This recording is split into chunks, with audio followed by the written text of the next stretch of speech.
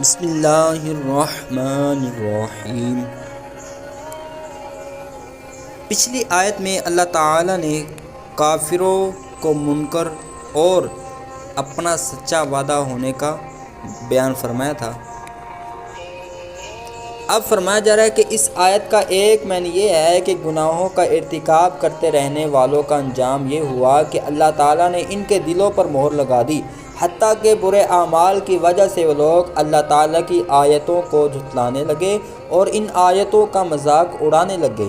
دوسرا معنی یہ ہے کہ وہ لوگ جنہوں نے برے اعمال کیے یعنی کفر کیا تو ان کا انجام سب برا ہوا کہ دنیا میں انہیں عذاب نازل کر کے ہلاک کر دیا گیا اور آخرت میں ان کے لیے جہنم ہے۔